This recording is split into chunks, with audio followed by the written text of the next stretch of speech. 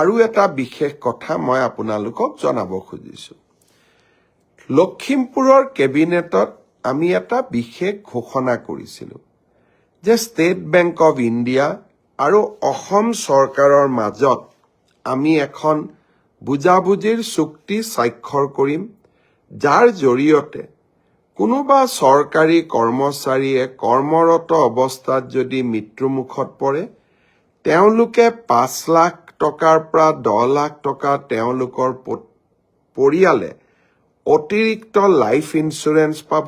চৰকাৰৰ পৰা পোৱা সহায়ৰ উপৰিও দুৰ্ঘটনাজনিত কাৰণত মৃত্যু হলে 1 কোটি টকা পৰিয়ালটোৱে পাব, আৰু যদি দুৰ্ঘটনাত পাৰ্মানেণ্ট ডিজেবল হয় তেতিয়াও তেওঁলোকে 70 লাখ টকা তেওঁলোকে পৰিয়ালটোৱে লাভ কৰিব।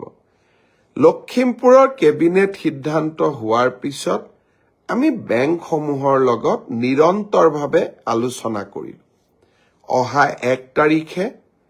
1 জানুৱাৰী তাৰিখে নতুন বছৰৰ আৰম্ভণিতে state bank of India, union bank of India আৰু আন কেইবাটাও বেংক য'ত নেকি আমাৰ চৰকাৰী কৰ্মচাৰীসকলে দৰমহাৰ লেনদেন কৰে, তেওঁলোকৰ লগত আমি বুজাবুজিৰ চুক্তি স্বাক্ষৰ কৰিম।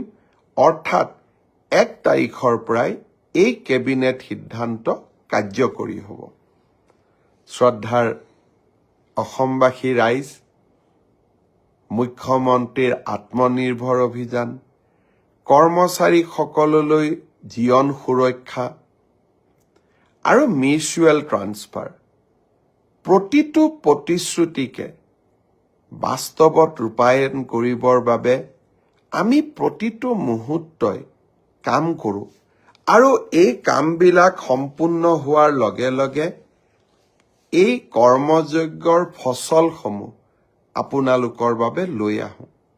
অহা 1 জানুৱাৰীৰ দিনটোত এনে 3টা কৰ্মযজ্ঞৰ ফচল আপোনালোকৰ ওচৰলৈ মই লৈ আহিবলৈ চেষ্টা কৰিম।